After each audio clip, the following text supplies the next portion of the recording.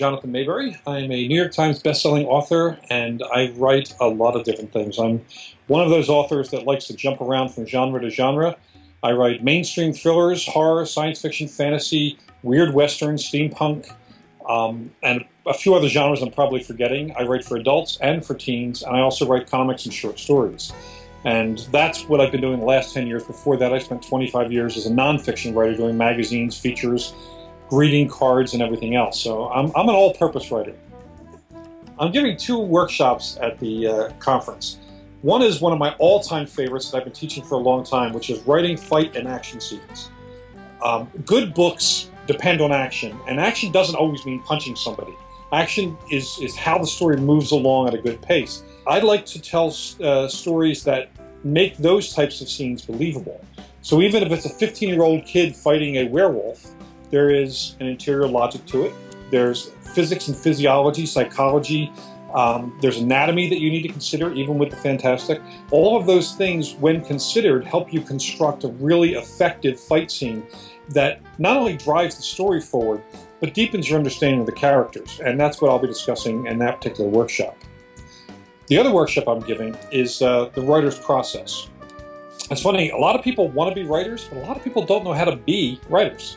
What does that actually mean? You know, what does your day-to-day job look like? How do you do it well? How do you turn it into a small business that makes a profit, supports you and your family, gives you a good lifestyle, but it also allows you to have as much creative freedom as possible? There's a myth that if you become commercially successful, it means you've kind of compromised your artistic integrity, and that's not true, because every great writer that you've heard of them because they were part of the publishing process that allowed their work to get out there to the largest possible audience. Tricks to make it work better, and there are some things you can avoid so that you don't keep hitting speed bumps or closed doors. And we'll discuss all of that in the writing process workshop. I'm a big fan of writers' conferences, and here's the short version of why. When I was younger, I did a lot of nonfiction writing as a part-time gig, and I didn't really know many writers, so eventually I kind of burned out on the whole writing thing. I was making some money at it, but not enough to live on and not enough to keep me enthused, and I didn't know any writers. I felt alone with the challenges and so on that went with writing. I felt they were just unique to me, and that made me feel like I shouldn't have been in this field. Then I went to a writers' conference about 16 years ago, my first writers' conference, and I went to the workshops and learned a lot about the writing craft, more than I thought I knew, because you always think you know enough. There's always stuff you can learn at a writers' conference. There's always good workshops. And what I found is that we all have common challenges, common goals, common fears, common bits of excitement. We are of a species. And in the writers' conference, it's all of us of a species together. We feed each other. We're kind of like a positive energy vampire cult that we feed each other, because our optimism becomes infectious, and when we're around other writers, what we find is that everything that we think is a problem is actually solvable, and somebody else there will know the answer to how to solve it.